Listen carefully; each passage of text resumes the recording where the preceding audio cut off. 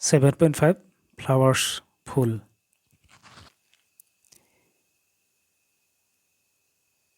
You are shown 3 branches of a rose গোলাপ ফুলৰ তিনিটা শাখা তুমি ইয়াত দেখিছা A B and C ইয়াত কি দিয়া হৈছে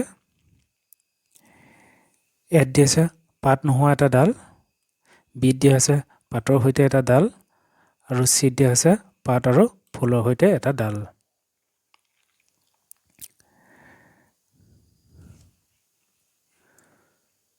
Which color did you use for the flower in figure 7.1 7.1 ৰ প্ৰথমতে পাঠটোত তুমি যেটো ফুল আঁকিছিলা তাত ফুলত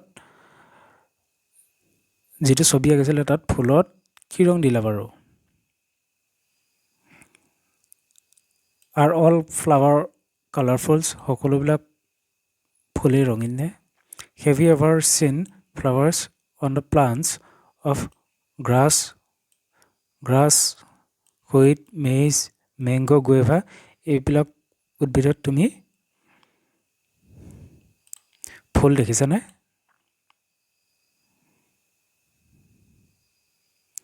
If you see any flowers in these plants are they brightly colored এইবিলাক যদি তুমি এই উদ্ভিদ বিলাকত ফুল দেখিছা এইবিলাক ব্ৰাইটলি কালাৰড হয়নে মানে উজ্জ্বলভাৱে ৰঙিন হয়নে Let us study a few flowers closely আমি কেইটামান ফুল ভালকৈ অধ্যয়ন কৰো হা তাক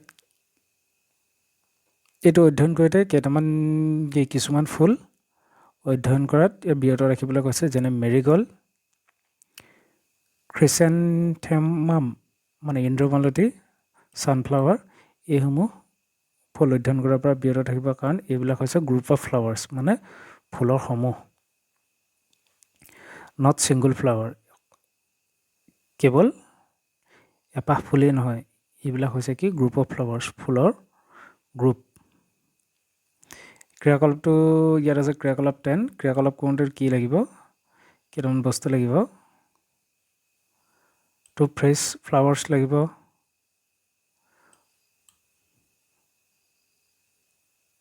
of any of the following কি হৈছে ধতুৰা China rose mustard brinjals ladies fingers গোলমোহৰ এইসমূহ ফুল যিকোনো দুবাত লাগিব তাৰ লগত বিৱৰ্তক কাঁচ লাগিব ম্যাগনিফাইং গ্লাছ লাগিব acid of paper and water এইখিনি প্ৰয়োজন হ'লে ইয়াত দিয়া এই ক্ৰিয়াকলাপটো তোমালোকে কৰিব পাৰিবা ইয়াৰ মুখ্যতঃ এই 7.5ত ফ্লৰত আমি মুখ্যতঃ কেইটামান কথা জানিব লাগিব এটো হৈছে প্ৰথমতে দিছে এটো হৈছে ফুলৰ কলিটো কৈছে বাড আৰু ফ্লাৱাৰ কলি আৰু ফ্লাৱাৰৰ মাজত সামঞ্জস্য কি আছে এটো কৈছে পাহিটো ইংৰাজীত কয় পেটেল কলি অৱস্থাত এই ধৰণে থাকে আৰু ফুলিলে এই ধৰণে হয় এটো আমি দেখিছো আৰু ফুলৰ কলিটো এটা বেটুপাতৰ সৈতে লাগি থাকে বেটুপাত মানে হৈছে ইংৰাজীত কয় সেপেল কলিত এই সেপেলটো কি হৈ থাকে বহুত ধুনীয়াকৈ ওপৰলৈ থাকে আৰু যেতিয়া ফুলপাহ ফুলি যায় তেতিয়াহ'লে এই সেপেলটো বেটুপাতটো কি হয় ইয়াৰ ভিতৰত এনেকৈ সোমাই থাকে আৰু আমি ইয়াত কি জানিব লাগিব পেটেল এণ্ড সেপেল পেটেল আৰু সেপেল এটো বুজিব লাগিব আৰু এটো আমি মনত ৰাখিব লাগিব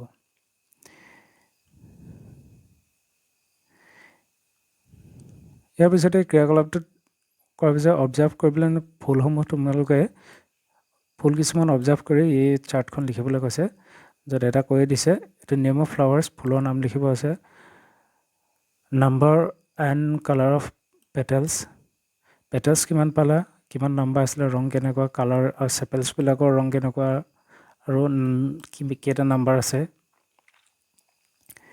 সেপেলছটো জয়েন হৈ আছে নে বেলেগ হৈ আছে পেটেলটো জয়েন হৈ আছে নে আৰু হেতু ফ্ৰী হৈ আছে ষ্টেমেন্সৰ পৰা লগত পেটেলছটো প্ৰেজেন্স হৈ আছে নে এবসেন্ট হৈ আছে এইসমূহ তোমালোকে লিখিবা। ষ্টেটমেণ্টটো কি ইয়াত তলত লিখি থোৱা আছে, আমি এতিয়া সেইখিনি পঢ়িম। তাৰপিছত আহিলে এ বেলছ এ ফ্লাৱাৰ, এটা ঘণ্টাকৃতি ফুল, যেনে এইটো ধতুৰা ফুল দিয়া আছে। ইয়াত আমি ফুলৰ কেইটামান ফুলপাহ যদি আমি ফালি চাওঁ বা ভালকৈ নিৰীক্ষণ কৰোঁ, আমি ফুলৰ ভিতৰত কেতিয়াও দুটা বস্তু দেখা পাম। এটা হৈছে পুংকেশৰ, এটা হৈছে গৰ্ভকেশৰ।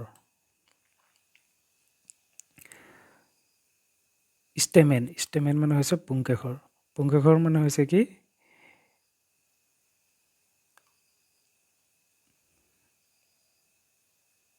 এই ফুলপাহত এই চেপেলটোৰ লগত ফুলপাহৰ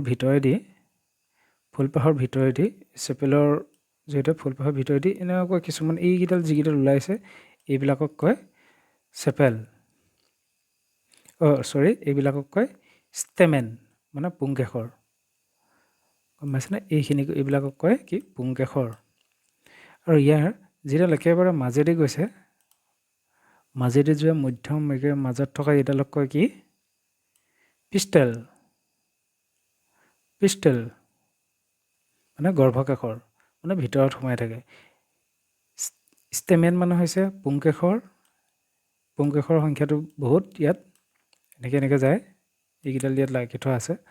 আৰু মাজেদি যিডাল যায় কেৱল এডাল থাকে, এইডালক কি বুলি কওঁ আমি, পিষ্টেল। এতিয়া আমি এই পুংকেশৰবিলাকৰো বিভিন্ন অংশ আছে। এইফালেদি যোৱা এইকেইডালো দুটা অংশ আছে। ইয়াৰ এটা হৈছে এই ওপৰৰ অংশটো আৰু হৈছে এই অংশটো। ইয়াত লিখি দিছে, এই ওপৰৰ অংশটোক কয় কি, পুংধানী, এন্থাৰ। আৰু ইয়াৰ যিডাল দণ্ডডাল এইডালক কয় ফিলামেণ্ট, মানে পুংদণ্ড। পুংকেশৰত কি থাকিব, পুংদণ্ড থাকিব। মনত ৰাখিবলৈ হ'ল, পুংকেশৰত কি থাকিব, পুংদণ্ড থাকিব। পুংকেশৰত কি থাকিব, পুংদণ্ড থাকিব। আৰু ওপৰৰ অংশটোক কি বুলি কয়, পুংধানী, মানে এন্থাৰ।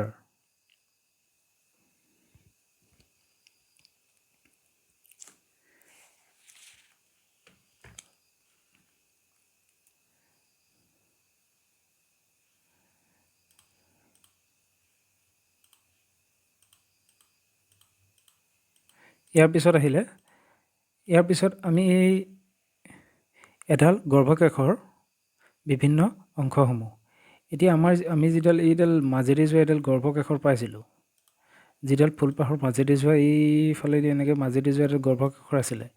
এই গৰ্ভকেশৰডাল যদি আমি ভালকৈ চাওঁ, ইয়াৰো কিছুমান কি থাকিব, অংশ থাকিব। যেনে ইয়াৰ এই ওপৰৰ অংশটোক কি বুলি ক'ব, এই ওপৰৰ অংশটোক ক'ব ষ্টিগমা, গৰ্ভমুণ্ড, ষ্টিগমা। আৰু এই অংশটোক ক'ব গৰ্ভদণ্ড, ষ্টাইল। আৰু এই মাজৰ অংশটোক ক'ব গৰ্ভাশয়, অভেৰী। এতিয়া আমি কি মনত ৰাখিব লাগিব, আমাৰ যি পিষ্টলডাল, অৰ্থাৎ পিষ্টলডাল যদি আমি ভালকৈ চাওঁ, ইয়াত তিনিটা অংশ থাকিব। এটা হৈছে গৰ্ভালয়, এই অংশটোক ক'ব গৰ্ভালয়।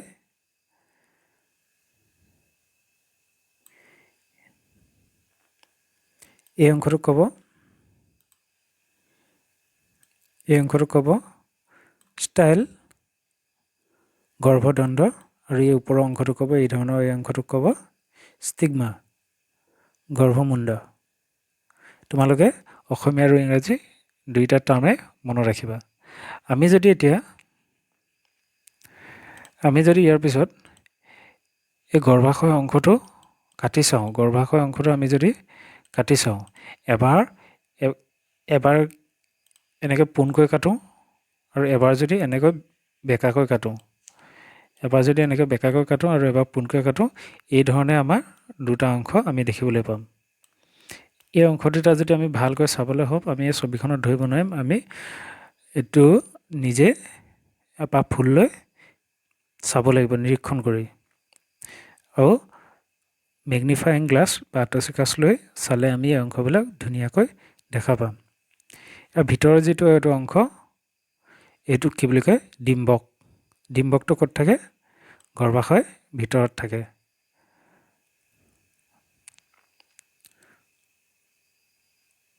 এইটোক ইংৰাজীত কয় অভুলেছ।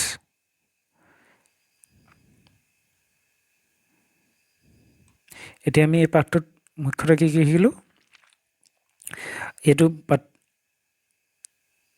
7.4 7.5 ফুল এইটোত কি হ'লে আমি প্ৰথম লাগিছে পিটেল এণ্ড চেপেল পাহি আৰু ভেটুপাত এইটো কথা শিকিলোঁ। তাৰপাছত আমি শিকিলোঁ পুংকেশৰ কাক কয়, ষ্টেমেন কাক কয়, পিষ্টেল কাক কয় আৰু পুংকেশৰৰ ষ্টেমেনৰ অংশকেইটা শিকিলোঁ। এন্থৰ আৰু ফিলামেণ্ট এইটো শিকিলোঁ। ইয়াৰ লগতে ষ্টাইল গৰ্ভদণ্ড, গৰ্ভমুণ্ড আৰু গৰ্ভাশয়, ষ্টিগমা, ষ্টাইল এণ্ড অভেৰী এইকেইটা শিকিলোঁ।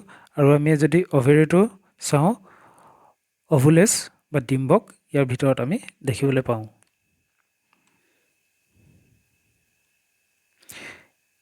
ইয়াৰ পিছতে তোমালোকৰ পাঠৰ শেষত এই পাঠটোৰ ইংৰাজী আৰু অসমীয়াত টান শব্দখিনি দি থোৱা আছে। এইখিনি তোমালোকে নিজে পঢ়ি ল'বা। গোটেই চেপ্টাৰটো অধ্যয়ন কৰোঁতে